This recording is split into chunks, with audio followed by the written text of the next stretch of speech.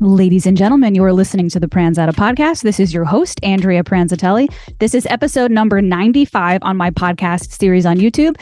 We have a new guest today. This is Sarah Tollemache. She is a New York City-based stand-up comedian. I have a lot of questions prepared for her today. I'm very excited to have her here. Before we get into it, if you are new to this podcast, if you like what you hear today, please don't forget to hit subscribe.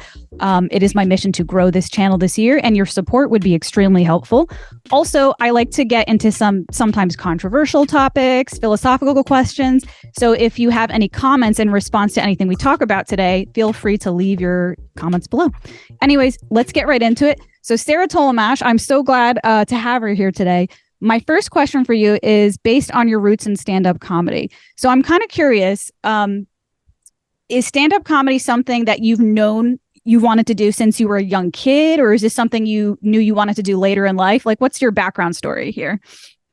I don't know. I feel like I've always been surrounded by it. I just remember watching, I watched a lot of comedy specials growing up, and I always find the art form fascinating, and I just really enjoyed it. And I felt like in our family, your value was based on if you can make people laugh. Like, you just felt like you got more attention or like praise. Mm-hmm. So I feel like I got rewarded for that. So I kind of already had, like, you know what you would say, like dad jokes, like probably then, but like kid stuff or like my go-to lines. And then it wasn't until high school that I actually legitimately started trying to write jokes. And then it wasn't until I graduated high school, like a year or so later, I found out about an open mic that I could go to. And then I just started then.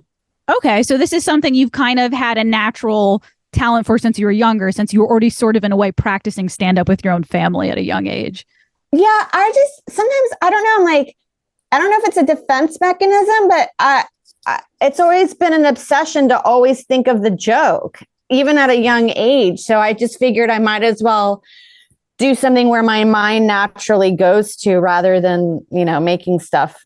That's the only thing I could think of that came naturally to me, rather than figuring anything else out. Like, I don't know what else I was good at. That's funny. Do you consider yourself the type of person who in conversation, you're like trying to crack jokes? Like this is part of your personality? I try to be genuine, because I actually feel like sometimes being the person that's always on is actually quite obnoxious, and they're not that funny. Yeah. But if a thought comes to my mind and I think it's funny, then I'll say it for sure. I agree with you there. There's a big difference between the type of comedian that it's authentic and natural for them to just say jokes constantly. The one that comes to my mind is Mark Normand. I feel like I've watched a lot of his podcasts, and I feel like he's very much somebody who's like, he's not really, I mean, I don't know what goes on in his head necessarily, but he seems authentic when he's cracking jokes. But then I've seen other comedians where it's like, you can tell they like need you to laugh. Like, it's like this pressure. They're just like, hey, I'm saying a joke in this conversation. And it's almost like, whoa, like you're putting a lot of pressure on me right now, Yeah, it's a lot. It's like, whenever you're at a hang or a party and somebody tries to show you a video on YouTube and it's buffering, and you're like, you just stop the fun. Like, sometimes I'll be hanging out with a comic that's always just like busting jokes that aren't even really that funny. And I'm like, wait, I wanted to actually hear this story, and you keep interrupting because you're riffing. Like riffing while somebody's like trying to speak. Yeah, no, yeah. It's funny. Everybody's different. I don't think comedians need to always be on. Another one that comes to my mind with that is Joe Rogan. I feel like his podcast can be pretty serious. Like, he's not always cracking jokes, Okay, so my next question for you. All right, so I'm a comedian, but I'm more so a musician. You can see the piano here. And as a matter of fact, just to like share with the audience how I met her, I was doing a really weird gig. Like, it was, I'm sure it was strange for the comedians that day, but I was kind of like, I don't know if you've ever seen Kill Tony show or anything like that. They have comedians in the background, like musicians in the background, like introducing the comedians as they walk on stage. So I was just like this little piano lady with a tiny piano. So that's how I found out about you. And I just loved your stand up. But where I'm going with this is I'm mostly a musician. I am somebody that every time I put out a new music project, I'm never happy with what I did. And I'm always working on like, okay, what could I do better with the next one? What could I do better with the next one? I saw on your Instagram that you're going to be doing a new special soon. Is that right? Yeah. I'm curious to know what the process is like for you. Like, do you go through a process of, okay, in my last special, I want to fix this? Like, how does that work for comedians in putting out specials? I don't know. I think everybody's different. I generally think what ends up happening for most comics, and I hardly ever ask what anybody's process is. I think you just let a certain amount of time go by and you're like, look, I think I've got about 45 minutes to an hour. Let's turn this into material. But I think my last special, that's what that was. It was just cute, like years of jokes. And then this time around, like I was conscious, like I need to start working on a body of work every time I finish a special. Like it's time to move to the next one. And so this time around, and then also being pregnant, I figured I might have the opportunity to do darker jokes and get away with it. And I feel like a lot more material this time around is probably more female centric. Although looking at my analytics, I still have more men to women watching my comedy than, which is fine. You can't help it. Or, you can't help who's attracted or like who's into your stand-up. But I do like, I don't know. This time I'm like more conscious, like I'm putting more of an effort to make it more thematic or whatever. So like, rather than like having one-liners, you're working more so on like, let's see what the overall theme, like arching theme of this special. Yeah, like look through all the jokes that I have and see if there's a common thread. Like I tried to do that with the last one, but they didn't let me name the album that I wanted to do it just because we were in the middle of Black Lives Matter. And I was just realizing my last jokes were like coming from a place of privilege. Like I'm worried about my avocados, where I make a joke about being like a white lady. And I wanted to call it that, but they thought it was kind of, maybe it would be, I didn't think of it antagonistic, but everybody gets so nervous about these things. And that's what I wanted to name it, because I just felt like that was my point of view. And I didn't think anything wrong with it. Like I was just kind of making fun of myself and my perspective. Yeah. But this time around, like that's that. And then this time around, I feel like it's more like, slightly a little pregnancy, going to have darker material. A lot of stuff that's like more of the female existence rather than just keeping under a broader umbrella. But yeah, I like that, that juxtaposition of being pregnant, like, you know what I mean? This innocent, beautiful, motherly creature, but at the same time having the dark humor with it. I think that's going to be really awesome to see that, Yeah, I kind of think of like, I wanted to do it with, or like the song Danzig's Mother, but my friend was like, I don't think people know about that song. And I'm like, I don't know. It's fun. It's like, I just like it because it has mother, but it's kind of got like a satanic feel to it because it's kind of like that makes perfect sense. It's kind of like a representation of exactly, what you're putting out there with the dark humor. It's funny you were saying about like themes in comedy. I've been noticing in my stand-up, because, I'm a relatively new comedian. I've been doing it for about a year or two, something like that. I've noticed all my themes are like complaining that I have no money and complaining that I'm not in my 20s anymore and I'm going to lose my beauty. Like those are all my themes. And I'm like, so I kind of like that you're owning your theme. Like you're just kind of owning it and going into it. Cause sometimes I kind of doubt myself and I'm like, is this too depressing? Like maybe I shouldn't be joking about this stuff. It's like too self-depreciative. It's going to be a downer for people. But, I guess at the same time, if people can relate to it or find humor in it, it could be a good thing. No, I think a lot of us get in that mindset of like I remember early on, when I first started, which was like over 20 years ago in the early 2000s. And it's just like, you'd get compliments from like guy comics being like, I really like your stand-up because it's not very like female humor. And you'd be like, oh, cool. I'm like one of the comics. But then like, you realize that's not it's not a fair assessment. You're like, my being a woman is a point of view, and it deserves to be heard. And I feel like we've been just told that all the stuff that we do is hacky, and I don't think that's true at all. There's especially a big stereotype against women who talk about sex. It's like, oh, they're talking about sex because, you know, they know it's an easy way, a woman talking about sex. And it's like, but again, like, I'm a woman, I have sex. Sometimes it's funny. Like those are actual, like you said, genuine perspectives of being a human being that's female. Like, you know what I mean? I know. It's like, we get that, but like, how many times do we see comics still doing the difference between men and women? And I mean, we've been doing that since the beginning of time. And I feel like, you know, it's still a subject matter that's interesting. Times change where we're at. It's like, I think just letting go of what other people think about what you're talking about gets in the way, and you should just do what jokes come to you and not worry about it. That's a really good, I like that. That's good insight, because when you really think about it, you can narrow down anything into quote unquote hacky if you really wanted to. You could be like, oh, that's the fat guy telling his fat guy jokes. You know, there's the white guy who grew up in an all black school. Like it's like all these are just different perspectives. You know what I mean? There's no sense of calling it hacky. You know what I mean? No. And then you play into that. And then you only hurt yourself because later down the line, then there's like some female or male comic that does the exact same material that you were kind of talking about. And then they get lauded as being like refreshing and this is new. Like, I just remember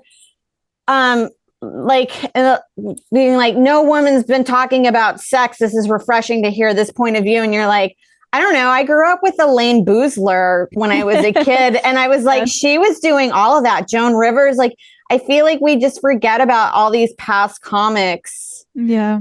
That, and we just think everything is brand new. And I know that's like a trend on TikTok where they think like Gen Z thinks that they're the first to point these things out. But I think that happens with every generation. Yeah. I haven't gotten into the TikTok world. I'm like afraid to, you know? Oh yeah. It's a time waster. Okay. So my next question for you. Okay. I'm not sure why I brought this up, but it's more just like a lot of this like podcasting is therapy for me. Like, I'm asking questions like so I could get advice, but hopefully the listeners also can gravitate to it as well, especially my listeners who are stand-up comedians. Do you personally notice amongst your comedian friends, are there more, I mean, again, this could be kind of a reiteration of the last question. It's like, do just be yourself and shut up. But do you notice more comedians having the personality of like, I'm outgoing, center of attention, or are most comedians, you know, more introverted? I'm kind of curious, like, if you have a little insight on that, or if you see a mixture of both. I guess a mixture of both, but I have to tell you, my personal favorites are the more introverted ones. Okay. The reason I ask is because I'm very introverted, and there are times when I'm doing comedy where I'm like, this is strange. Like, I want to get up here and tell very personal things to a group of strangers, but when I'm done, I want to go home and not talk to anyone. And like sometimes I'm like, maybe I don't belong here, because like if this is a very people-based, you know, a very community-based type thing, shouldn't I have an interest in people? So like sometimes I'm just like, that's confusing to me, and I'm like, are there other comedians who are also that way, like where there's that, you know, juxtaposition of I want to say everything and then I want to retreat, you know? Oh, no, I get it. I feel like that's I don't know if this is the right term, but the dichotomy of like for a lot of stand-ups is like, I think the reason why sometimes we do it is because we have the power with the mic that we get to be heard. And then it's a control situation. And then when we're done, we go home and we don't have to deal with it. Yeah, especially for me too, like being an introverted type of person, I feel like it is that kind of balance, like things inside you find a way to balance themselves out, like against your will. I feel like because I'm the type of person who goes out in the world and like feels like I have all these weird thoughts in my head that I just keep to myself, like it's like they need to come out. So they just sort of like blurt out in, you know, through stand up or podcasting or whatever, you know? Yeah, that's how I feel like most stand-up is it's really, I find it to be just like a compulsion, like you said, of like, I just want to say this out loud and see what happens. And sometimes it's like self-sabotaging, or it can be relatable, or you've alienated everybody and you feel vulnerable. But like, it's just something that you're like, well, I'll never know unless I say it. Yeah, no, that's a great point. Okay. Ooh, all right. Next question. This is kind of going back to the TikTok thing and technology. One thing I've noticed about a lot of stand-up comedians, and I don't want to generalize because I'm sure there's different cases, but I feel like comedians are typically pretty authentic people, or they like to be honest. I feel like comedians are the type of people that they like to skip the small talk and get into, the deep stuff from what I've noticed. One thing that I've personally noticed is I have a weird relationship with the self-promotion aspect of things, like posting my stuff on Instagram and posting my stuff on YouTube and like making clickbaity things, for people to click on me. I'm kind of curious, like what your relationship is like with social media. Do you kind of hate it? Like, do you hate the game of social media, or are you kind of at peace with it? You're like, no, I like this. This is a good tool, I think it's a good tool. The one aspect that I hate about it is that it consumes, and it actually is a big part of our business. And I feel like any comic that rejects that idea is actually ignorant. Yeah.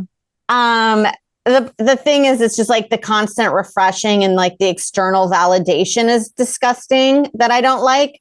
But I think it's a great way for a lot of comics to maybe like form their fan base, reach a broader audience. Like beforehand, you would have to do like 10 years of like open mics in order to establish yourself. But now with social media, like, I don't think people are doing that. I don't think comics are doing that anymore. They're just already getting their fan base, and their fan base has accepted them who they are and will kind of grow with them. And as with that kind of stage time, that's how you get better. I still feel like the way of doing open mics for 10 years kind of situation makes you a better comic. But like, I think I would be pretty ignorant to be like, that's what you need to do these days, where I do feel like you have to play the social media game. Yeah. It's funny you said that about, you feel like we're complaining now about the social media thing, but there was always a game you had to play no matter what. I've also heard a musician say this. Shout out to Adam Neely. He has a great podcast on YouTube. He said that a lot of musicians also complain like, man, I want to be creative and authentic and make music, but instead I have to be here marketing and learning how to, put out clickbait things just to get people to whatever. And what Adam Neely said, which I really liked to kind of put things in perspective for me, was that the game always had to be played just in a different way. Back then, you had to kind of like brown nose and like be fake in front of these record labels. Like you had to like kind of be a fake person and be over sexualized and get like the attention of these record labels. And that was the quote unquote game you had to play. So it's like, no matter what, there's always going to be some sort of game. And I guess like you were saying, it's like utilize the game, but be careful not to be so attached to it and lost into it, Yeah, I always think one of the best things it's hard, I don't even practice this, but I try to, is you stay out of the results. Like you just post and go. It's not a career ruiner unless you're just saying like racist stuff. But even that, like I've seen peers that kind of thrive in that. So it's like you choose what you want to do. It's up to you. But to be like not wanting to be part of that, I'm like, well, then you can't complain if you're left in the dust. Yeah. It's just like, there's always an aspect of a job that you're not going to like to do. And I actually do feel like doing social media is a creative outlet. Yeah. I a lot of content creators, you're like, they're really good. It's a lot of work what they do. It might not be in the stand-up world, and then people do want to see them live or Q&A, but like there is an artistry to it.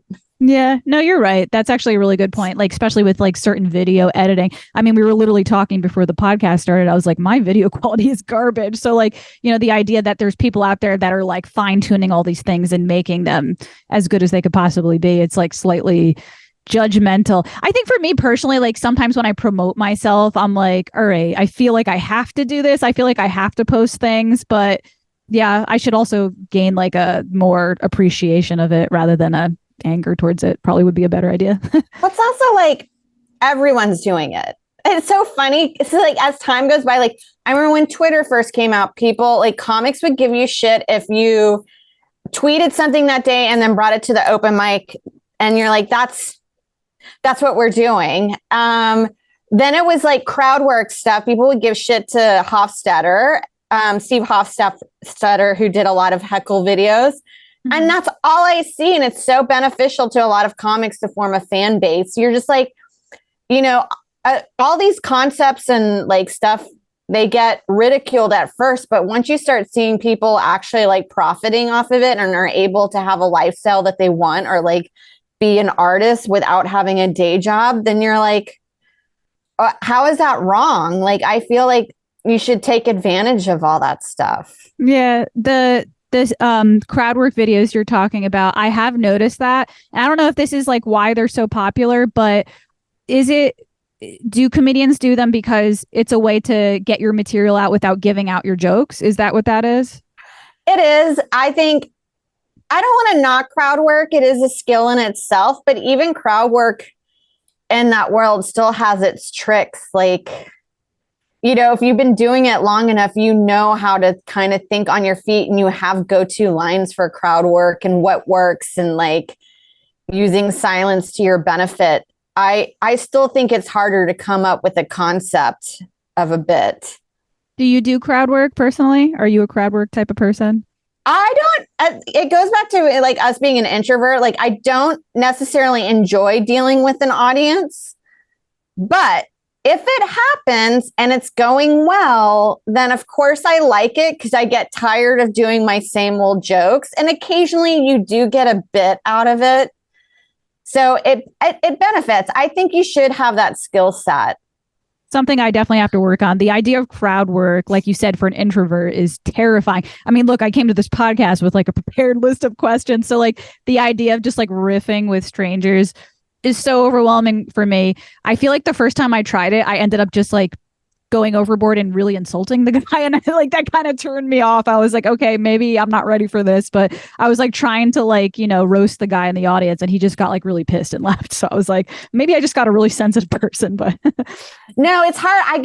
I still fall into that category where you're like, when you deal with a heckler, I think it's hard because you're like, you have to come off likable, but you have to stop somebody from being rude. Yeah. And so it's just like a weird balance because you don't want to be a teacher that's like reprimanding students and they're like, wow, she was really mean.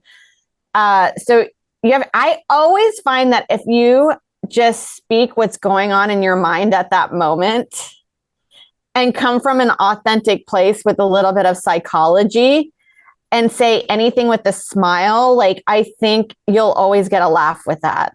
I like that. It's funny you say that. I was actually thinking about that. I'm like, maybe if I hate like crowd work, like in those moments, I could just like say it out loud or like I could just be more in the moment with it and just own it. Okay. All right. So this is something I added to my podcast recently. You're probably the fifth person I'm doing this to. I say doing this to because I feel like I hope this isn't. So I started adding trivia to the podcast. I'm going to ask you 3 comedy trivia questions, and don't feel bad if you don't know that because I probably wouldn't have. I think there may be one here that I would have. All right, first question: which stand-up comedian was the first comic to sell out Madison Square Garden? Oh, Andrew Dice Clay. Yes, you got it.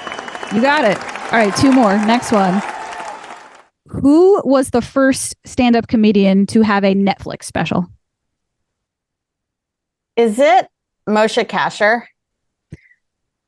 I saw that name on the list, but it's funny. I'm saying this because it took me a while to come up with these trivia questions because I kept getting conflicting answers, but I kept checking consistently for this one. And I think this is the right answer. Bill Burr.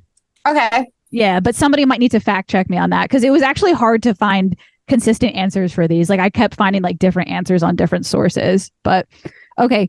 Last question. Which stand-up comedian living today has the highest net worth? It's got to be one that tours a lot. I would say it's one of those, it's something like, I would think it's something that surprises you, like somebody that's just been in Vegas as a residency for years. Like, I don't know. I'll say someone like Jim Gaffigan, maybe. Jerry Seinfeld. Oh, that makes sense because it's because his show, he's probably still getting like royalties from that. That one, I feel like I was like, okay, that makes sense.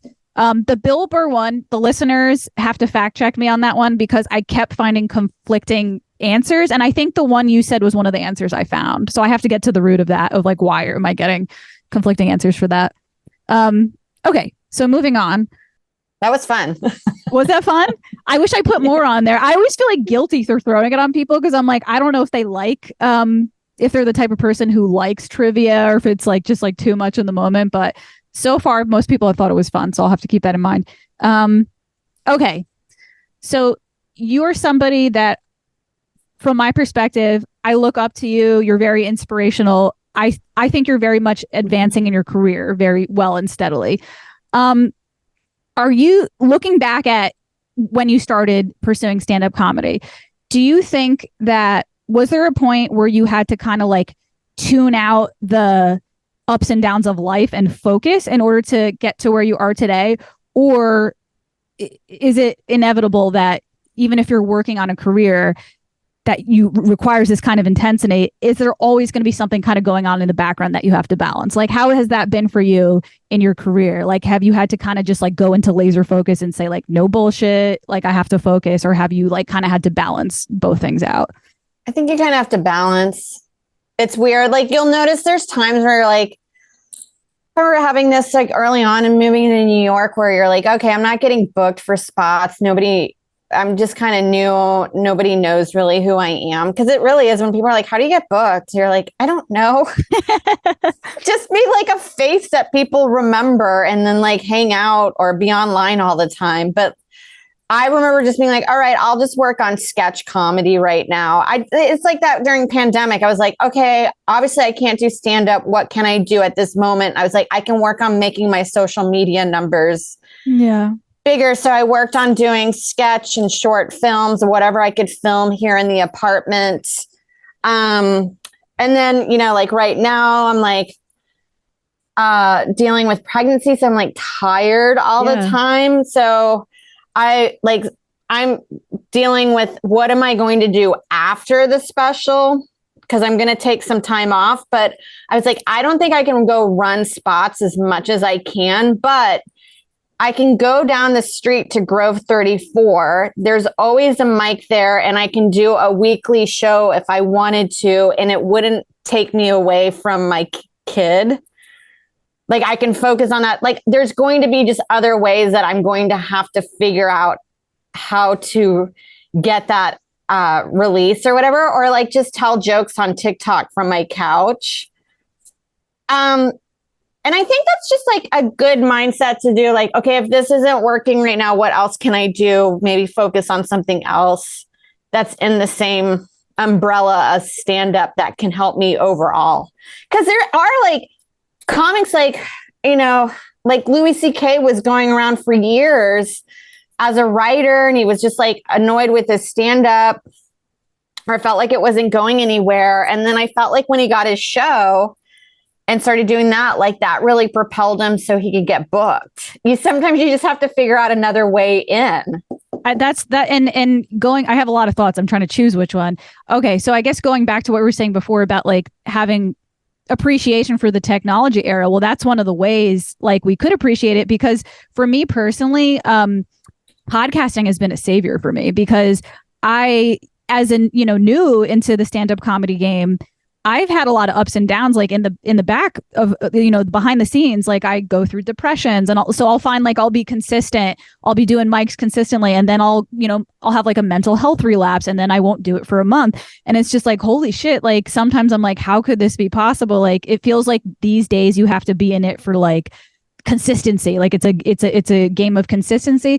But podcasting has been very good for me because on those days where I'm just like, okay, I can't get out of bed because of personal issues I'm going through, I've literally given podcasts in my pajamas in bed. Like I'm like, you know what I mean? I'm just like, well, I'm a human being talking. I'll just talk about my depression and like, you know, I'll still interview people and talk about what I'm going through. So I feel really appreciative of that, you know, that's been an outlet for me during those ups and downs of life.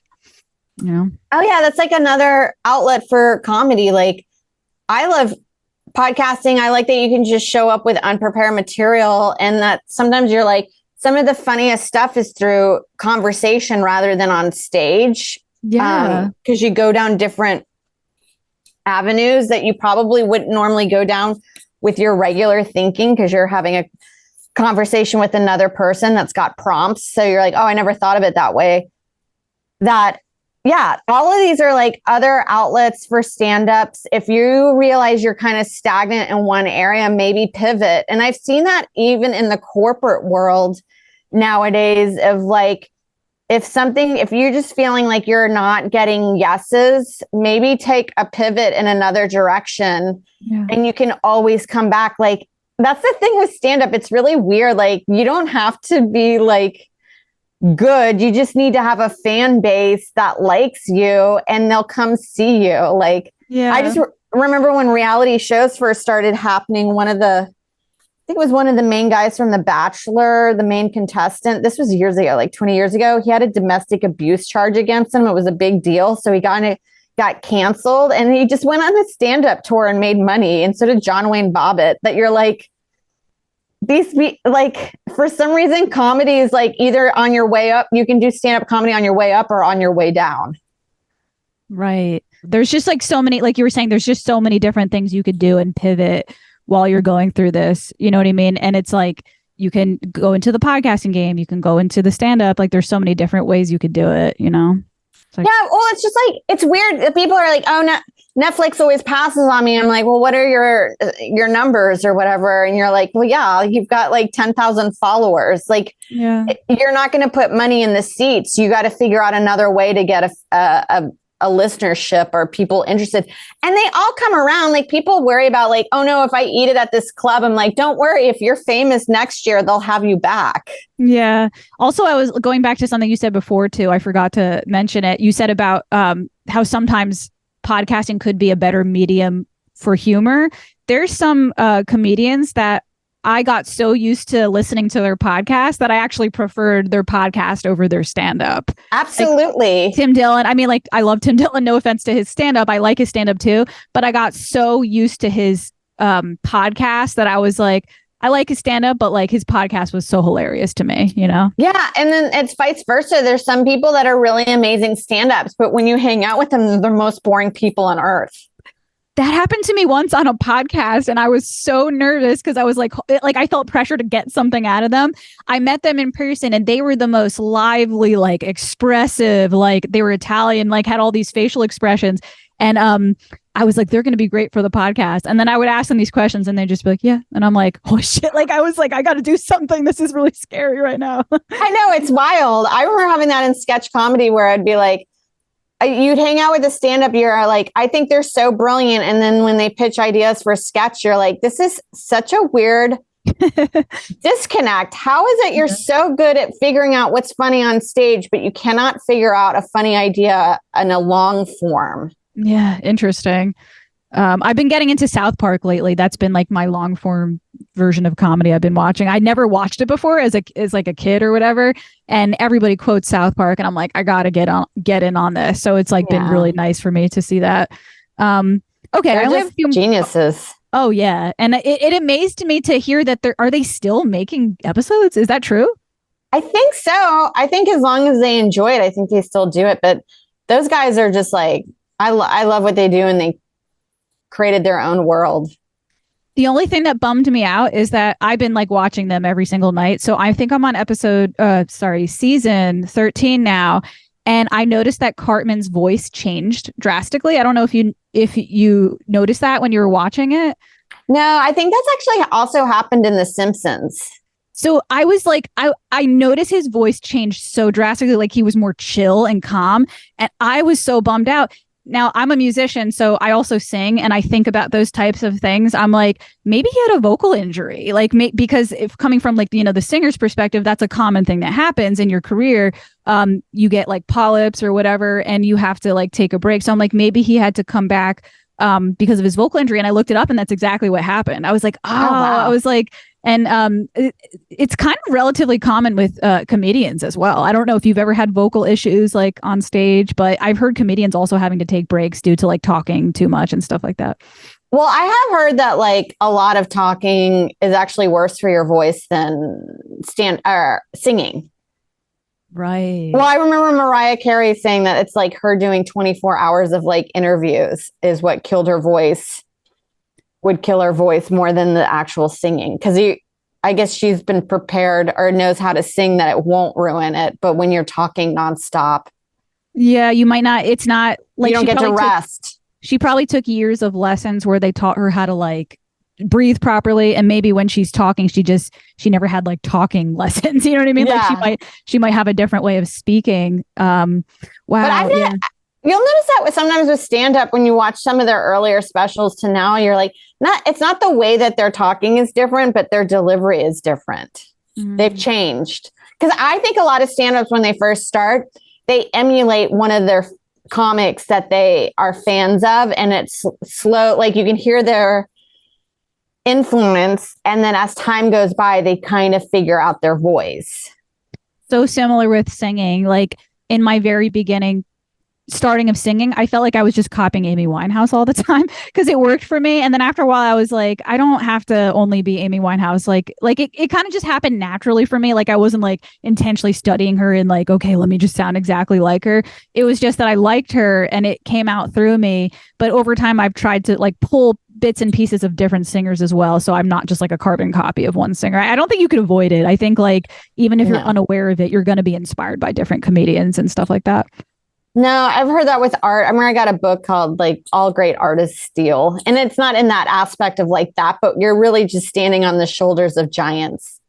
Yeah, no, I think it's totally unavoidable. Like, yeah. Okay, I have a few more questions. I don't want to hold you too long because I know you said you have a doctor's appointment. So I've got like 2 more questions for you. Oh, okay. So I want to say congratulations to your pregnancy. Thank you. I do have a question for you, and I'm sure you've probably gotten this question a lot. Maybe, I don't know. Okay, so I'm somebody who thinks I really want kids. I don't know 100%, but I'm leaning towards wanting kids more than not wanting kids.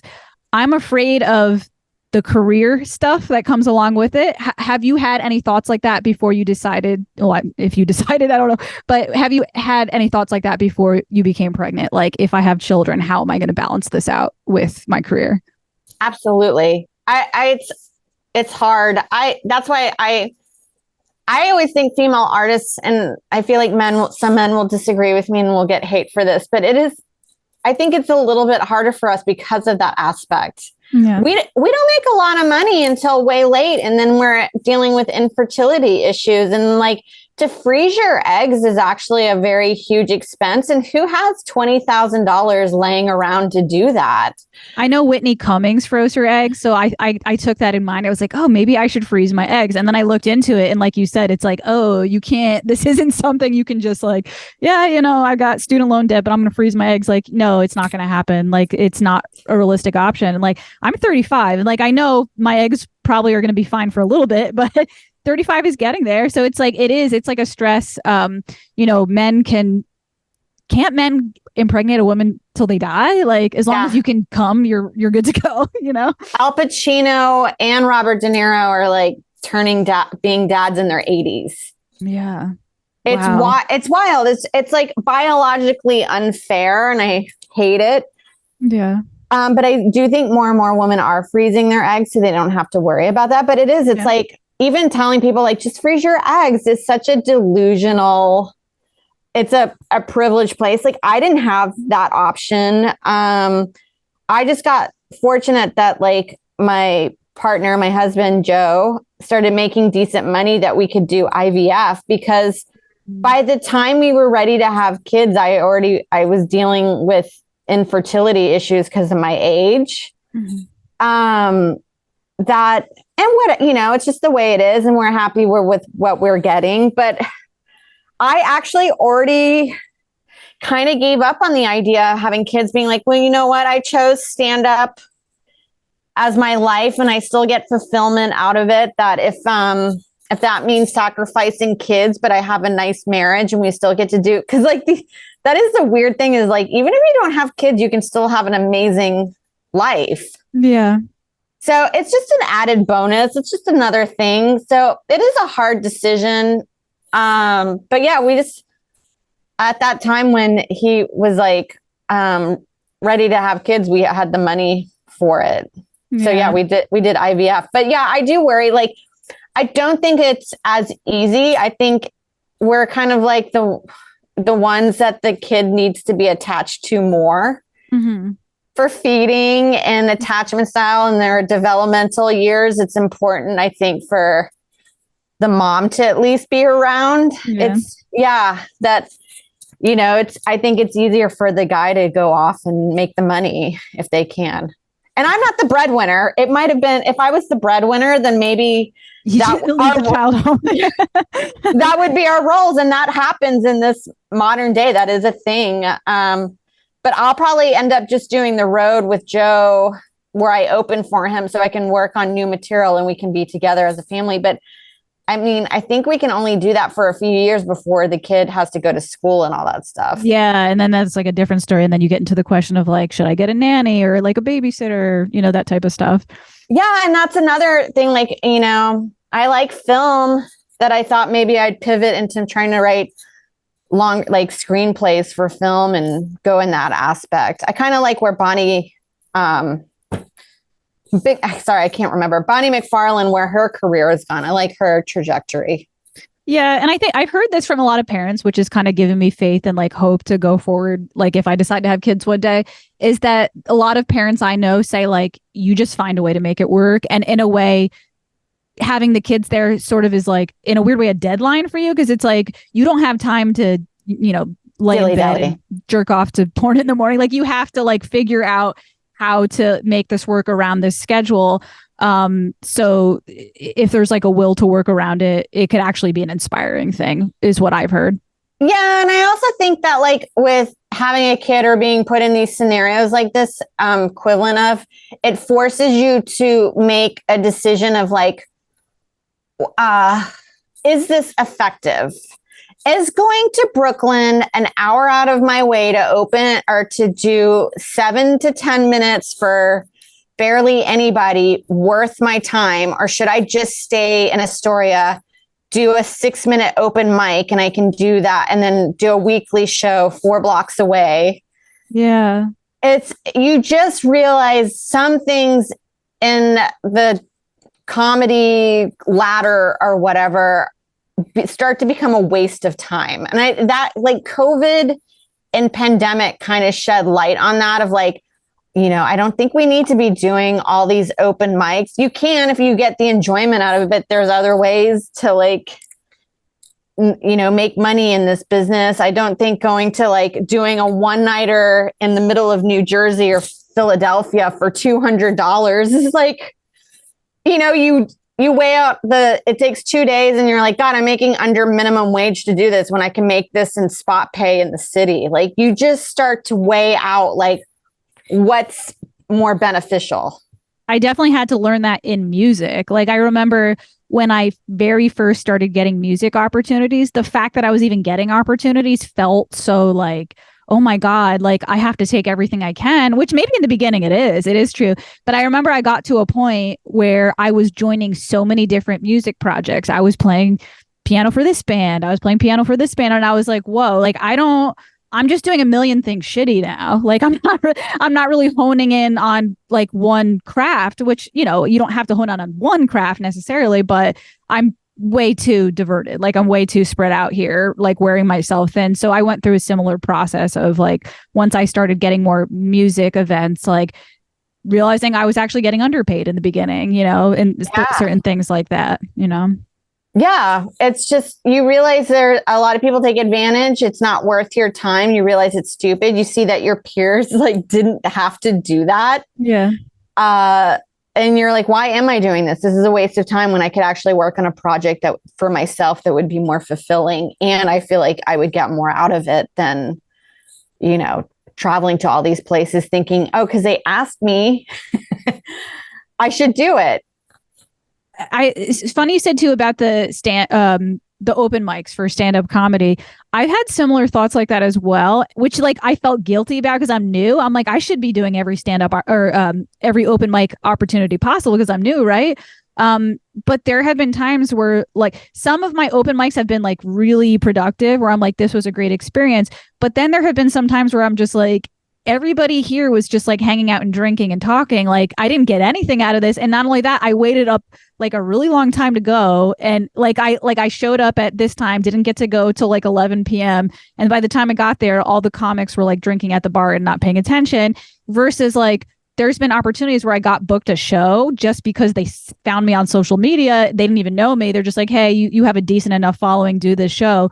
I felt more like sometimes in those circumstances, I felt more driven and like did better just because I knew there was an audience there listening. So it's interesting kind of how that works out, you know?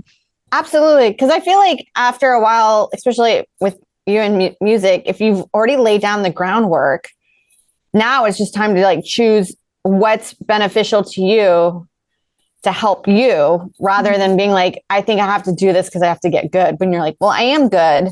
Yeah. Now it's like what I have to choose the jobs that will work in my favor. Yeah. No, it's a great point. Okay. I have one more question for you today. I threw in a philosophy question. I've asked this to a couple guests before, so I'm curious to hear what your response would be. If you could give yourself advice, if you could go back in time and give your younger self advice that you're like, damn, I wish I knew that then. I wish I knew this then. What would you go back to your younger self and tell yourself?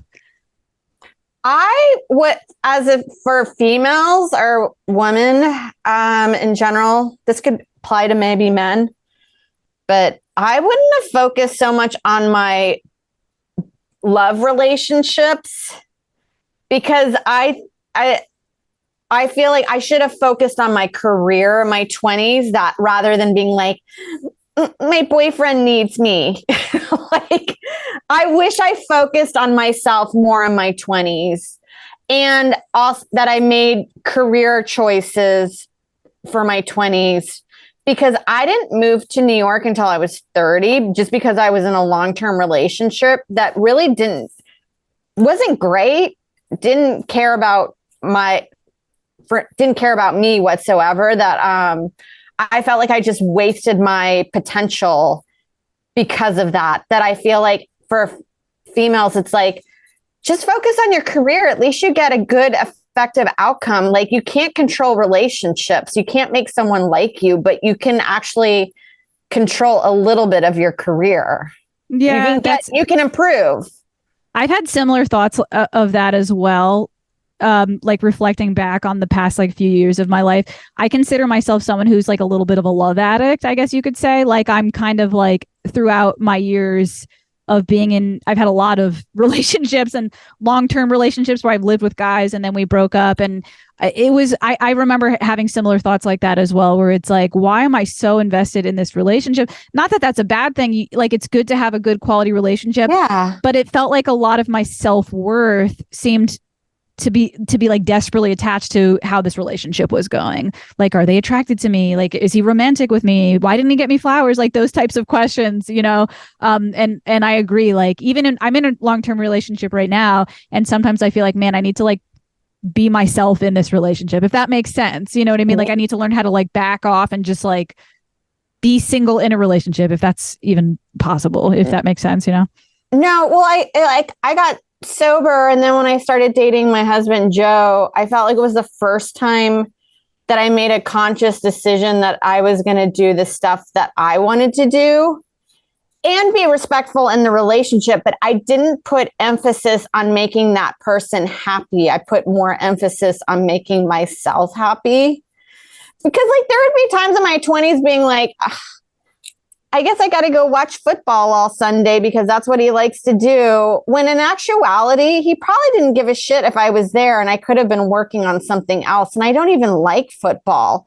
Yeah. But it's just like one of those things, like I didn't get tools for a relationship that I didn't know that. I thought like I would lose him if I didn't hang out or something when I think I did a disservice to myself and that relationship. And then also like, I can have a relationship in the city that I was supposed to be in. Yeah. Yeah. No, I have that. I totally can relate to what you're saying right now. Like I'm like still in the thick of that. Like myself, like I have like that anxious attachment style that like I want to work on myself, but I'm afraid to even like get out of the house sometimes because I'm like so attached to my relationship, and which is not good. Like I need to do something about that. No, it's really odd. Like I remember being 30 and being like, that's when I moved here and I broke up with that guy. And I had that actual fear of being like, oh my God, I'm not even married. I'm in my 30s. And now I'm like 30s. And I'm like, that is such a ridiculous perspective. But it really held me back for so long because it's just like these weird external things that you put on yourself that are arbitrary that you don't need to live by.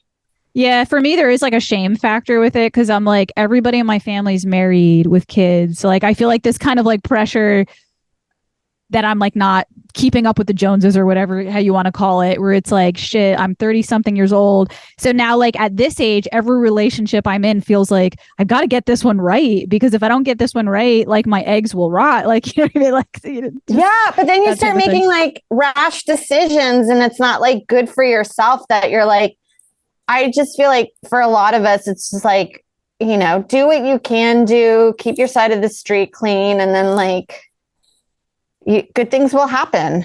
Yeah. Wow. All right. So that's great. I'm going to end the podcast here on a good note. So again, to the listeners, this is the Pranzata Podcast. This has been episode number 95 with Sarah Tollemache. Please let them know, like, I'll include your information below, like a link to your Instagram, but let them know about your upcoming special. I know you were selling tickets to it or something like that, if you want to let them know. Yeah. I'm taping my special October 11th. I think that's Wednesday. At the Grove 34. It's in Astoria, Queens, in New York. I'll do 2 shows. And then I'm also doing kind of a residency there just to work on it, rough cut. So if you can't go to that, stop by, come watch watch the process. And that's every Tuesday this month. Nice. If I'm free one of those dates, I might have to check it out. But yeah, come by. Yeah. All right. That's it. This has been the Pranzata Podcast. Again, if you are new to this channel, where'd you go? Oh, there you go. If you are new to this channel, please don't forget to hit subscribe. If you enjoyed our conversation, please leave your comments below. I'm curious to see what the listeners have to say in response to some of the topics we covered today. And that's it. Have a good day, guys. Bye.